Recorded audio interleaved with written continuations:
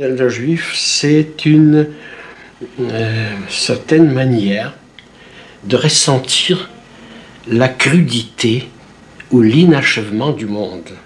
C'est la compréhension pour ce qu'il y a de dur, d'impitoyable dans la vie de tout homme, et qu'est cette expérience par excellence du monde dur, qui est l'expérience juive. J'ai toujours admiré le passage de Dostoïevski, où Aloche a dit « Chacun est responsable de tout et de tous, et moi plus que tous les autres. » Mais la manière dont l'homme est responsable de tous les hommes, il est responsable de tous les hommes sans avoir rien commis, par son propre être. C'est en cela que l'existé humain est tout à fait différent de l'existé des choses. Les choses sont ce qu'elles sont.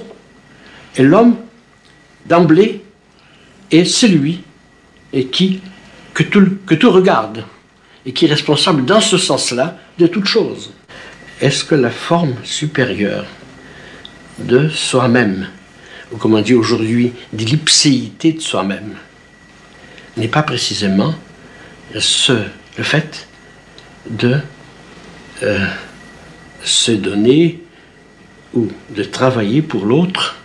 Vous comprenez, si vous cédez à autrui votre responsabilité, vous êtes quelqu'un qui s'est dérobé la responsabilité. La responsabilité, c'est ce qu'il y a de plus personnel, c'est le fondement de la personnalité. Je m'écarte de la conception purement naturaliste, n'est-ce pas, de la personne, d'après laquelle il y a une nature personnelle qui se caractérise. Je suis ceci ou je suis cela parce que j'ai tel ou tel caractère, parce que j'ai tel ou tel nez, parce que j'ai telle ou telle couleur de cheveux. Au contraire, je cherche, moi, le principe d'identité personnelle dans la responsabilité pour l'autre. Désirer, c'est penser plus qu'on ne peut penser. Penser au-delà de ce qu'on pense. Et on ne peut aimer que vraiment quelqu'un d'autre. Et par conséquent, c'est ce qu'il y a d'inassimilable en autrui devient dans cette relation de moi à l'autre le principe de la relation. Le vrai amour a toujours la possibilité de renoncer à tout ce qu'il faut, à tout ce qui est à moi, n'est-ce pas, pour quelqu'un d'autre. Pour moi, la sainteté de Dieu, c'est avant tout la transcendance de Dieu. C'est le fait qu'il est absolument séparé. La chose sur laquelle j'ai toujours insisté, que cette relation à Dieu n'est possible qu'à travers ma relation à l'autre homme. La relation avec Dieu comme étant la relation avec l'autre homme est un thème directement évoqué par la Bible, même par l'Évangile, n'est-ce pas? Chapitre 58 d'Isaïe, où les hommes qui se demandent pourquoi Dieu ne les écoute pas alors qu'il cherche sa proximité, disent-ils, il cherche sa proximité.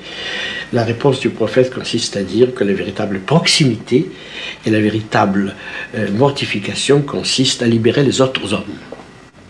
Mon idée principale, c'est qu'autrui passe avant moi. Devant la montée de l'antisémitisme, aussitôt nous savons que les seuls qui parleront comme nous et qui penseront comme nous sont les chrétiens. Et par conséquent, cette solidarité judéo-chrétienne, n'est-ce pas, nous savons que les seuls qui pensent comme nous, et vers qui on peut se tourner, sont les chrétiens. Et les juifs sont près du Père, mais ils ont oublié le monde. Le christianisme marche à travers le monde pour le ramener au Père.